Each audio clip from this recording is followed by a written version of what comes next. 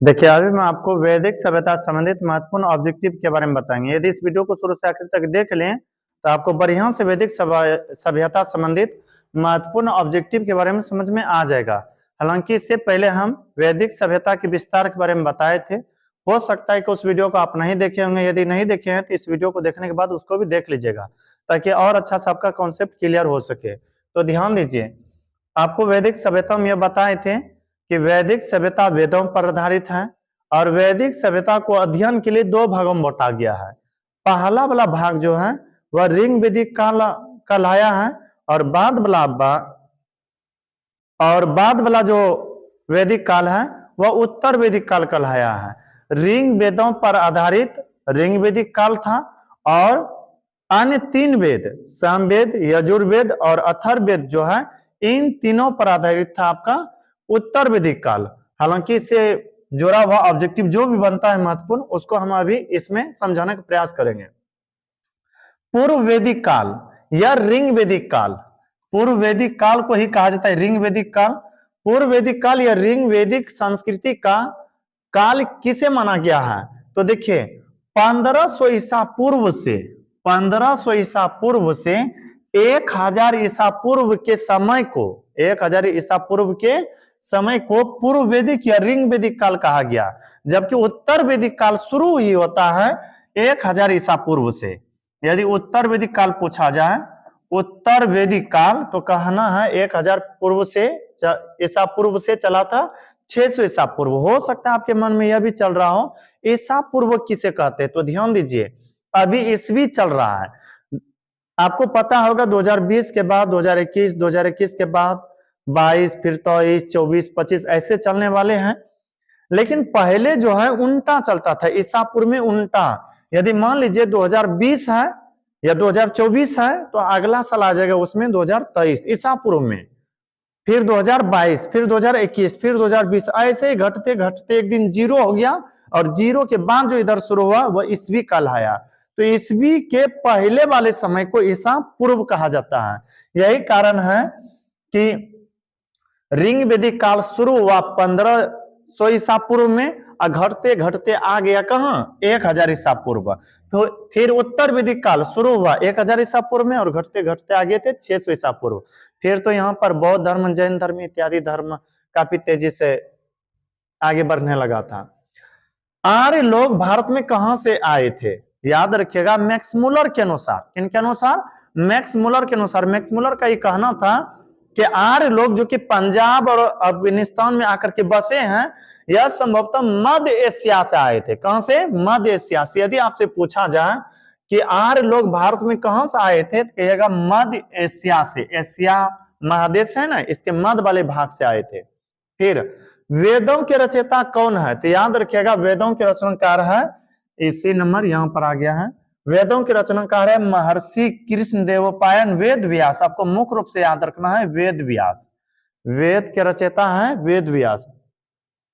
आर्यों के मनोरंजन के मुख्य साधन क्या थे? तो आर्य लोग जो मनोरंजन के लिए उपयोग करते थे, संगीत का उपयोग करते थे, उनके संगीत बजाते थे। रथ दौड़, रथ को दौड़ाते थे। घुड़दौड़, दौड़ क्रीड़ा यानी कि जुआ जकरी इत्यादि खेलते थे। इसलिए इसका हो जाएगा सी नंबर, ए और बी दोनों। फिर आगे देखिए, आगे है आर्यों का मुख्य पेय पदार्थ क्या था? पेय पदार्थ पीने वाला पदार्थ। अभी देखिए वर्तमान में कोको कोला, थम्सम, दारू उतारी इत्यादि लोग पीते हैं, लेकिन वैदिक सभ्यता के लोग बोले या आर्य लोगों का मुख्य पेय पदार्थ कहेगा सोमरस, जो कि वनस्पति से तैयार किया जाता था, पेड़ पौधा से। जैसे आपको पता होगा तारी वृक्ष से तैयार किया जाता है, उसी तरह सोमरस भी वृक्षों से तैयार किया जाता था। वैदिक काल में जीवन भर अविवाहित रहने वाले महिलाओं को क्या कहा जाता था? रहने वाली महिलाओं को क्या कहा जाता था? याद रखिएगा अमाजू। वैदिक काल में कुछ महिलाएं ऐसी भी थी जो कि बिना विवाह शादी किए ही अपने जीवन को बिताते थे, और वैसे सब महिलाओं को कहा जाता था अमाजू। बहुत ही अच्छे औरतों में उनका गिनती होते थे। वैदिक काल में क्या प्रचलन नहीं था? तो याद रखिएगा वैदिक काल में प्रचलन नहीं था बाल विवाह और पर्दा प्रथा। इससे पहले हम आपको हड़प्पा सभ्यता जब पढ़ा रहे थे तो हम बताने का प्रयास किए थे कि हड़प्पा से सभ्यता में पर्दा प्रथा प्रचलन था, पर्दा प्रथा का प्रचलन था, वेश्यावृत्ति का भी प्रचलन था। पर्दा प्रथा पता है ना, वह जो पूरा तरह से शरीर को ढक करके रखना होता है कपड़ों से। लेकिन वैदिक सभ्यता में बाल विवाह पर्दा प्रथा का प्रचलन नहीं था। क्यों?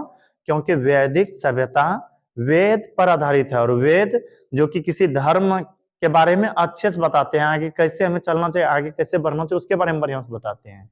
यही कारण है कि यहाँ के लोग बहुत अच्छा से चलते थे और बाल विवाह पर्दा प्रथा के बारे में कुछ नहीं प्रचार प्रसार करते थे। आर्य समाज की सबसे छोटी इकाई क्या थी? आर्यों का सबसे बड़का इकाई पूछिएगा राष्ट्र, और सबसे छोटा इकाई परिवार या कुल। अब हो सकता है मन में चल रहा होगा छोटा बड़ा इकाई क्या होता है। देखिए, आप जो रहते हैं अपने क्षेत्र में, सबसे छोटा इकाई कह सकते हैं ग्राम, ऐसे ही समझाने के लिए बताते हैं। और ग्राम से बड़ा होता है पंचायत, पंचायत से भी बड़ा होता है प्रखंड, प्रखंड से भी बड़ा होता है जिला, जिला से भी बड़ा थोड़ा सा हो जाता है अनुमंडल, फिर राज्य, देश, ऐसे ही समझिए। आर्य समाज में सबसे जो छोटा इकाई था उसे कहा जाता था परिवार या कुल, जबकि सबसे बड़ा इकाई राष्ट्र था। वेदांग कितने हैं याद रखिएगा, वेद है 4। वेद के बारे में यदि बोला जाए, वेद के बारे में कहिएगा वेद है 4, जबकि पुराण, पुराण है कितना 18, और आपका वेदांग है वेदांग वेदांग वेदांग 6, उपनिषद 108, महाकाव्य कितने हैं 2। कौन कौन सा? रामायण और महाभारत। महाभारत का पुराना नाम पता है क्या है? जय संहिता। ऋग वैदिक समाज किन 4 वर्णों में विभाजित था? तो याद रखिएगा, ऋग वैदिक समाज, ऋग वेद के काल का जो समाज था 4 जातियों में विभाजित था, 4 वर्णों में विभाजित था। कौन कौन सा? ब्राह्मण, क्षत्रिय, वैश्य, शूद्र। सबसे अच्छा माना जाता था ब्राह्मण को, और सबसे लो क्वालिटी का माना जाता था शूद्र को। तो यहाँ प्रश्न है, वैदिक समाज किन 4 वर्णों पर आधारित है? कहेगा ब्राह्मण, क्षत्रिय, वैश्य, शूद्र की ए बी दोनों पर।